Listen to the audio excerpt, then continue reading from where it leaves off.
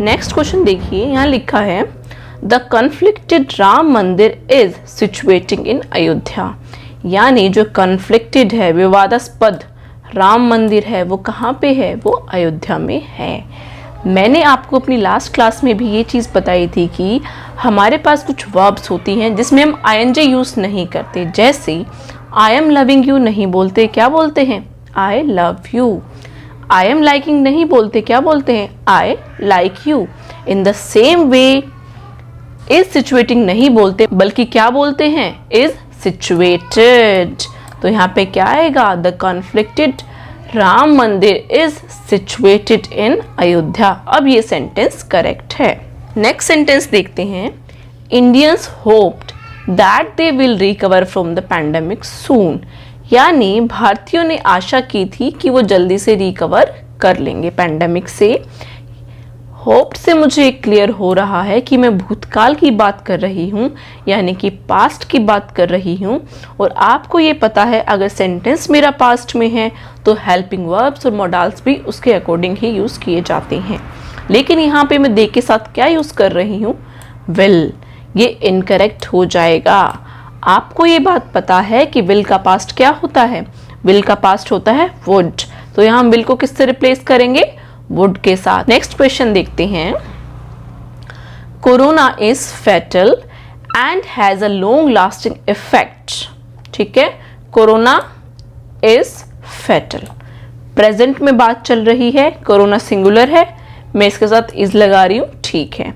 Has use कर रही हूं, ठीक है। उसके बाद मैंने लिखा long lasting effect on the patients lungs and other body parts. इसका मतलब जो कोरोना है वो घातक है, फैटल का मतलब घातक होता है, और उसका जो इफेक्ट होता है वो लॉन्ग लास्टिंग है, लंबे समय तक रहता है। ऑन प्रेपोजिशन मैंने यूज किया है, the patients lung and other body parts. तो यहाँ पे करेक्ट है। तो पूरे सेंटेंस में एरर अगर मैं आपसे पूछूं तो आप कहाँ बताएंगे? जरा एक बार ध्यान से देखिए आप इसको। Corona is fatal and has a long lasting effect. मैं क्या कहना चाह रही हूं कि उसका बहुत लंबे समय तक प्रभाव रहता है। यानी यहाँ पे मैं प्रभाव एज अ नाउन यूज कर रही हूं, ठीक है। और एज अ नाउन जब इफेक्ट होता है उसकी स्पेलिंग होती है EFFECT, ना कि AFFECT। इस इफेक्ट का मतलब है प्रभाव डालना, यानी ये एक वर्ब है। और यहाँ पे मैं एक वर्ब यूज नहीं करना चाह रही, मैं क्या कहना चाह रही हूँ? लंबे समय तक प्रभाव, यानी यहाँ पे मैं नाउन यूज करना चाह रही हूँ। तो करेक्ट स्पेलिंग क्या होगी? That is EFFECT। यानी यहाँ पे क्या लिखूंगी मैं? Corona is fatal and has a long lasting effect with the spelling EFFECT, जो कि एक नाउन है। बल्कि अगर मैं लिखती हूँ AFFECT, वो एक वर्ब है, जो कि यहाँ पे गलत होगी। ओके, नेक्स्ट सेंटेंस देखते हैं। Work hard लेस्ट you will fail. मैंने आपको बताया था लेस्ट का यूज हम कब करते हैं? अदरवाइज की सेंस में। यानी अगर आप हार्ड वर्क नहीं करोगे तो क्या होगा? आप फेल हो जाओगे। लेकिन इसके साथ मैंने आपको एक कॉम्बिनेशन भी बताया था कि लेस्ट के साथ कोई हेल्पिंग वर्ब लगाएंगे तो वो क्या लगाएंगे? That is should. यानी यहाँ पे विल मेरा इनकरेक्ट हो जाएगा। करेक्ट क्या होगा? शुड होगा। करेक्ट सेंटेंस क्या बनेगा? Work hard लेस्ट you should fail. Okay, या फिर मैंने आपको ये भी बताया था कि अगर हम कोई मॉडल यूज नहीं करते हैं लेस्ट के केस में, तो मेरा सेंटेंस बनता है लेस्ट प्लस सब्जेक्ट प्लस वर्ब की फर्स्ट फॉर्म। यानी इस सेंटेंस को मैं ऐसे भी लिख सकती हूँ, वर्क हार्ड लेस्ट यू फेल। वो करेक्ट है। लेकिन यहाँ पे एक मॉडल यूज किया गया है, तो इस मॉडल को हम किससे रिप्लेस करेंगे? Should say. ये मेरा एक पेयर होता है कि लेस्ट के साथ मुझे क्या लगाना है? शुड ही लगाना है। ओके, तो करेक्ट सेंटेंस बनेगा work hard लेस्ट you should fail. Okay, next question देखते हैं।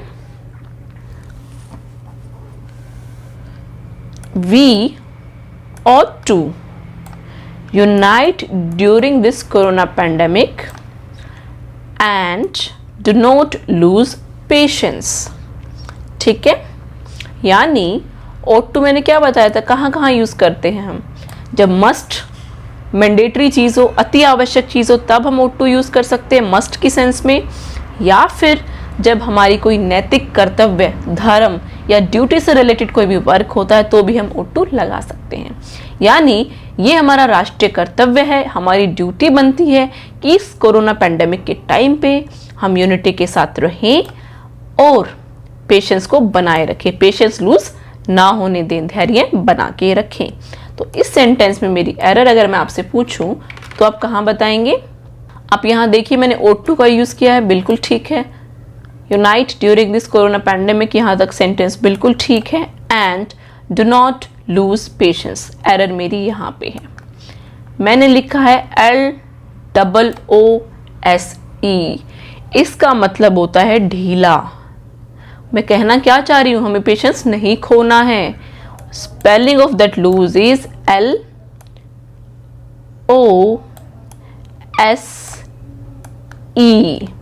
ठीक है। यानी मैं क्या कहना चाह रही हूँ कि आपको धैर्य नहीं खोना है। ये इस लूज का मतलब होता है ढीला, जो कि यहाँ पे क्या हो जाएगा, इनकरेक्ट हो जाएगा। करेक्ट वर्ड मेरा क्या रहेगा, LOSE, दैट इज लूज, ठीक है। दोनों की स्पेलिंग में डिफरेंस है, वो एक वर्ब है और इस लूज का मतलब है एडजेक्टिव। तो यहाँ पे करेक्ट वर्ड मेरा रहेगा लूज, जिसका मतलब होता है खोना। यानी मैं कहना चाह रही हूँ आपको धैर्य नहीं खोना है, ठीक है। ढीला is incorrect here, it doesn't make any logical sense, right? Next sentence हम देखते हैं, he was not happy with the management's decision, he was not happy with the management's decision, यानी सेंटेंस पास्ट की बात कर रहा है कि वो मैनेजमेंट के डिसीजन से खुश नहीं था। so he rose objection, यहाँ भी हम सेकेंड फॉर्म यूज कर रहे हैं तो ये भी करेक्ट है। यानी मैंने लिखा कि वो मैनेजमेंट के डिसीजन से खुश नहीं था तो उसने क्या किया, ऑब्जेक्शन रोज किया, ठीक है। राइज, रोज, राइजन सेकेंड फॉर्म में यूज कर रही हूँ। बट एक बार आप इसको लॉजिकली देखना, क्या ये करेक्ट है? मैंने बोला राइज, रोज, राइजन। इस राइज का मतलब क्या होता है? राइज का मतलब होता है उगना या उठना। क्या यहाँ पे उठना सही सेंस दे रहा है? ही रोज ऑब्जेक्शन, उसने ऑब्जेक्शन उठाया, तो करेक्ट वर्ब मेरी राइज नहीं होती, करेक्ट वर्ब मेरी होती है रेज, जिसकी स्पेलिंग होती है RAISE, यानी करेक्ट वर्ब मेरी बनेगी रेज, रेज्ड, रेज्ड। तो correct word would be so he raised objection, तो करेक्ट फॉर्म मेरी क्या बनेगी, रेज्ड, सो ही रेज्ड ऑब्जेक्शन। रोज यहाँ पे गलत होगा क्योंकि रोज राइस की सेकंड फॉर्म है, जिसका मतलब होता है उगना या उठना, जबकि मैं कहना चाह रही हूँ कि उसने ऑब्जेक्शन उठाया। क्वेश्चन उठाना रेज क्वेश्चन, ऑब्जेक्शन उठाना रेज ऑब्जेक्शन। सेकंड फॉर्म बनाऊंगी तो रेज्ड हो जाएगा, ठीक है। तो रोज नहीं आएगा, यहाँ पे क्या आएगा, रेज्ड आएगा। नेक्स्ट क्वेश्चन देखते हैं, कोशी रिवर ओवरफ्लू, यानी सेकंड फॉर्म है यहाँ पे, during the rainy season and flooded, यानी यहाँ पे भी सेकंड फॉर्म है, the whole village. Kosi river आपको पता ही होगा, उसको बिहार का शोक कहा जाता है क्योंकि उसकी वजह से बिहार में ज़्यादातर फ्लड्स आती रहती हैं, बाढ़ आती रहती हैं, ठीक है। तो क्या हुआ, during rainy season Koshi river overflowed, है ना, ओवरफ्लो हो गई वो। तो क्या हुआ, रेनी सीजन के टाइम कोशी रिवर ओवरफ्लो हो गई, जिसकी वजह से क्या आ गया, फ्लड आ गई, है ना। मैं ये कहना चाह रही हूँ। तो आप इस वर्ब को देखना, V2 यूज कर रही हूँ, बिल्कुल ठीक है। यहाँ भी मैं V2 यूज कर रही हूँ, बिल्कुल ठीक है। लेकिन फिर भी एक एरर है। क्या? मैंने आपको बताया था फ्लाई की सेकंड फॉर्म क्या होती है, फ्लाई, फ्लू, फ्लोन, जिसका मतलब होता है उड़ना। लेकिन अगर मैं बात करती हूँ बहना, that is flow, flowed, flowed. The same way overflow हो जाना, लेवल से ऊपर भर जाना, उसको क्या बोलेंगे, ओवरफ्लो। ओवरफ्लो की सेकंड फॉर्म मेरी क्या बनेगी, ओवरफ्लो, ओवरफ्लोड, ओवरफ्लोड। यहाँ पे ओवरफ्लो, ओवरफ्लू, ओवरफ्लोन कहना बिल्कुल ही गलत होगा। करेक्ट फॉर्म क्या होती है, ओवरफ्लो, ओवरफ्लोड, ओवरफ्लोड। सेम वे फ्लो की बनेगी फ्लो, फ्लोड, फ्लोड। लेकिन अगर फ्लाई यानी इसका मतलब होता है उड़ना, उसकी सेकंड फॉर्म बनाऊंगी, that is flu, third form is phloem. ठीक है, तो यहाँ पे ओवरफ्लो कहना गलत होगा, क्योंकि ओवरफ्लो की सेकंड फॉर्म मेरी बनेगी ओवरफ्लोड। ठीक है, तो यहाँ करेक्ट करेंगे, इसको हम ओवरफ्लोड लिखेंगे। ठीक है, मैंने लिखा you need to ask her about her opinion. ठीक है, तो सेंटेंस को हम दो पार्ट में ब्रेक करके देखते हैं, क्योंकि लंबा सेंटेंस है। अब फर्स्ट पार्ट को देखो, यू नीड टू आस्क। मैंने आपको चीज बताई थी, जब दो वर्ब होती हैं तो उनको हम क्या कर सकते हैं, हम उनको टू से सेपरेट करते हैं। ठीक है, यानी आपको क्या करना है, आपको क्या जरूरत है, ask her about her opinion, कि आपको उससे उसकी राय जाननी है। तो यहाँ तक ये बिल्कुल करेक्ट है, मैं नीड लिख रही हूँ, आस्क मैंने लिखा, फर्स्ट फॉर्म है दोनों, इनको मैं टू से सेपरेट कर रही हूँ। नेक्स्ट पार्ट देखते हैं, but need not to give her suggestions. जब मैंने आपको पॉजिटिव वर्ब्स पढ़ाई थी तो मैंने आपको एक बात बताई थी, जब नीड नॉट को हम as a positive verb use करते हैं, यानी ये मेन वर्ब का भी काम कर रहा है और हेल्पिंग वर्ब का भी काम कर रहा है, तो उस केस में टू नहीं आता है। तो करेक्ट सेंटेंस मेरा बनेगा but need not give her suggestions. ठीक है, ज़्यादा डिटेल के लिए आप प्लेलिस्ट में जाके मेरी डिटेल्ड वीडियोस के बारे में देख सकते हैं। नेक्स्ट क्वेश्चन आप देखिए, he agreed the birthday present given to him by his sister. यानी उसको उसकी सिस्टर ने जो उपहार दिया उसने उसको क्या कर लिया, ले लिया, स्वीकार कर लिया। तो इस सेंटेंस में मेरी गलती क्या है, एरर मेरी है एग्रीड, क्योंकि एग्रीड का मतलब होता है सहमत होना, ना कि स्वीकार करना। तो यहाँ पे करेक्ट वर्ब मेरी रहेगी एक्सेप्ट। तो मेरा सेंटेंस बनेगा he accepted the birthday present given to him by his sister.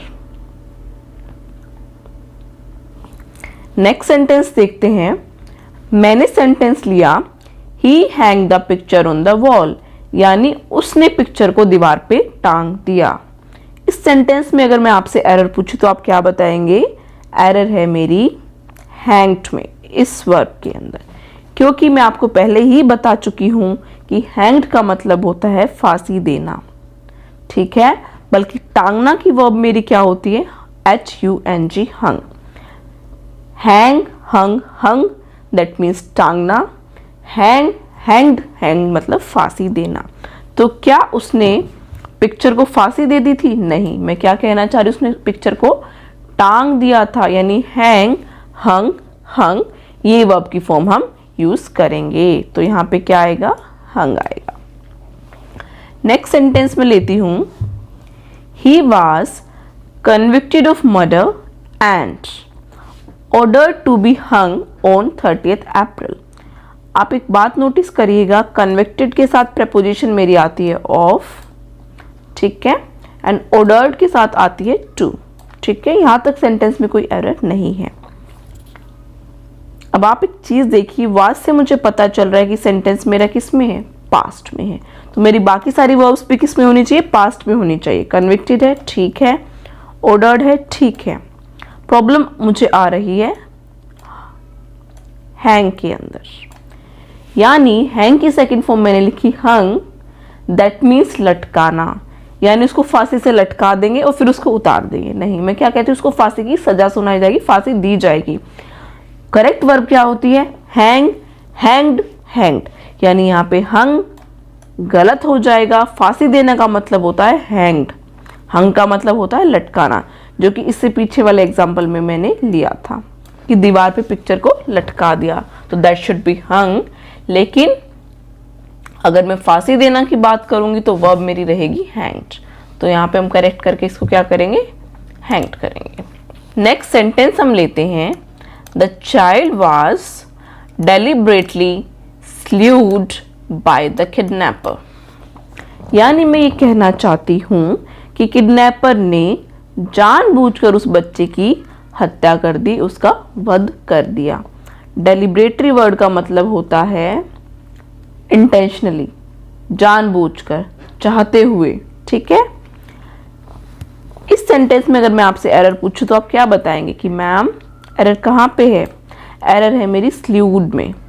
Slay verb का मतलब होता है वध करना, SLAY। स्ले की सेकंड फॉर्म होती है स्ल्यू, थर्ड फॉर्म होती है स्लेन। तो यहाँ पे हमने क्या यूज किया है? स्ल्यूड। ये गलत हो जाएगा।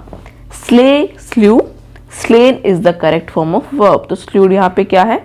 इनकरेक्ट है। नेक्स्ट सेंटेंस लेते हैं।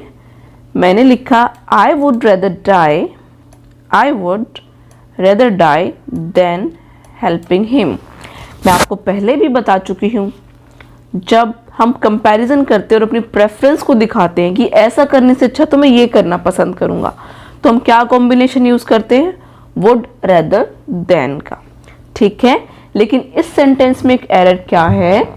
वो एक एरर है देन की spelling, that is THAN। Would rather का कॉम्बिनेशन बनता है THAN देन के साथ, ना कि THEN देन के साथ। यानी यहाँ पे इनकरेक्ट क्या है? देन।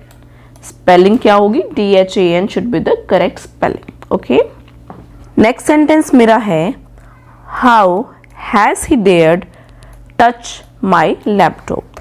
तो जब भी डेयर का केस आता है, सबसे पहले आपको ये चेक करना है कि डेयर को as a main verb use किया जा रहा है या as a causative verb use किया जा रहा है। ठीक है, तो यहाँ पे मैं ये देखूंगी कि मैंने यहाँ पे हेल्पिंग वर्ब क्या लिया है? हैज लिया है, उसके बाद मैंने डेयर्ड लिखा है। इसका मतलब इस सेंटेंस में डेयर को as a main verb use किया जा रहा है। और ये आपको मैं पहले ही डिटेल में बता चुकी हूँ कि डेयर जब मेन वर्ब की तरह यूज होता है तो उसके साथ हम टू लगाते हैं। यानी इस सेंटेंस में करेक्ट सेंटेंस फॉर्मेशन मेरी होगी how has he dared to touch my laptop. ठीक है, नेक्स्ट मैंने लिखा how dared he touch my laptop. इसका मतलब यहाँ पे डेयर मेरा एज अ मेन वर्ब भी काम कर रहा है और एज अ हेल्पिंग वर्ब भी काम कर रहा है। तो यहाँ पे मुझे टू लगाने की ज़रूरत नहीं है। ये सेंटेंस अपने आप में ही करेक्ट है, how dared he touch my laptop. ठीक है, लेकिन इससे ऊपर वाले सेंटेंस में क्या था? डेयर मेरा एज अ मेन वर्ब था, हेल्पिंग वर्ब मेरा क्या था? वहां पे हैज था, इसीलिए मुझे टू लगाना पड़ेगा। लेकिन अगर dare as a positive verb है, यानी ये helping verb plus main verb दोनों का ही काम कर रहा है, तो इसके साथ हम टू नहीं लगाएंगे। ठीक है, नेक्स्ट सेंटेंस देखते हैं। You needs not touch my laptop. ठीक है, आपको पता है जब भी कहीं नीड नॉट आता है एज अ पॉजिटिव वर्ब, तो उसके साथ हम क्या नहीं लगाते? टू नहीं लगाते। तो यहाँ पे मैंने टू नहीं लगाया, वो करेक्ट है। लेकिन एक और एरर है इस सेंटेंस में, वो क्या है? नीड के साथ लगा हुआ है S. The correct formation is you need not touch my laptop, he need not touch my laptop, she need not touch my laptop. Need not का हम नीड्स नॉट नहीं करेंगे। ठीक है, क्योंकि ये पॉजिटिव वर्ब है, फिक्स्ड फ्रेज है, नीड नॉट ही रहेगा। लेकिन अगर नीड को हम as a main verb use कर रहे हैं तो मेरा वर्ब सब्जेक्ट के अकॉर्डिंग चेंज हो जाएगा। जैसे I do not need to touch your laptop, she does not need to touch your laptop. ठीक है, she needs to touch your laptop, I need to touch your laptop. ठीक है, यानी अगर मेन वर्ब की तरह हम नीड का यूज कर रहे हैं तो वहां पे क्या करेंगे हम? तो इसको सब्जेक्ट के अकॉर्डिंग चेंज किया जाएगा। ठीक है, you do not need, do not यहाँ पे क्या है? हेल्पिंग वर्ब है, मेन वर्ब मेरा नीड है। तो मैंने बताया था आपको, जब भी need as a main verb use होगा तो उसके साथ क्या लगाया जाएगा? टू लगाया जाएगा। दोनों वर्ब्स को सेपरेट करने के लिए टू लगाएंगे। यानी यहाँ पे नीड और टच को सेपरेट करने के लिए मुझे टू लगाना पड़ेगा। तो करेक्ट सेंटेंस बनेगा you do not need to touch my laptop. ठीक है, तो करेक्ट। नेक्स्ट सेंटेंस मैंने लिखा he dare not to watch Conjuring 2 alone. इसका मतलब उसने कंज्यूरिंग 2 को अकेले देखने की हिम्मत नहीं की। ठीक है, आप पहले चेक करेंगे कि dare not as a main verb use हो रहा है या फिर as a positive verb use हो रहा है। तो आप यहाँ पाएंगे कि यहाँ पे कोई हेल्पिंग वर्ब नहीं है। ठीक है। साथ में डेयर को मैं as a positive verb use कर रही हूँ, यानी सेम वे ये मेन वर्ब का काम कर रहा है, साथ साथ यही हेल्पिंग वर्ब का काम भी कर रहा है, ठीक है। तो इस केस में टू नहीं यूज किया जाता है। जब डेयर को as a helping verb use किया जा रहा है तो उसके साथ टू नहीं आता है। तो करेक्ट सेंटेंस मेरा बनेगा he dare not watch Conjuring two alone, ठीक है। क्योंकि डेयर यहाँ पे मेन वर्ब नहीं था तो हम टू नहीं लगाएंगे। डेयर और नीड के साथ टू तभी लगाया जाता है जब दोनों को as a main verb use किया जाता है, ठीक है। नेक्स्ट सेंटेंस देखिए, the swimmer sank in the overflowed river, ठीक है। मैं आपको बता चुकी हूँ ओवरफ्लो की सेकंड फॉर्म क्या होती है, ओवरफ्लोड, ओवरफ्लोड, ठीक है। ओवरफ्लो, ओवरफ्लू, ओवरफ्लोन इनकरेक्ट होता है। ओवरफ्लो की सेकंड फॉर्म क्या बनेगी, overflowed, overflowed. Same way fly, flew, flown, flow, flowed, flowed. यानी अगर उड़ने की बात की जा रही तो फॉर्म मेरी बनेगी फ्लाई, फ्लू, फ्लोन। अगर मैं बात कर रही हूँ बहना की सेंस में तो मैं बोलूंगी flow, flowed, float. Same way overflow, overflowed, overflowed, ठीक है। तो ओवरफ्लो तो यहाँ पे करेक्ट है, बट इसके अलावा भी सेंटेंस में एक एरर है। वो क्या है, लिखा मैंने the swimmer sank in the overflowed river. इसका मीनिंग क्या बन रहा है कि ओवरफ्लोड रिवर के अंदर जो स्विमर था वो डूब गया। यानी यहाँ पे वर्ब पे ध्यान देना, मैंने लिखा सैंक। सैंक किसकी सेकंड फॉर्म है, सिंक की।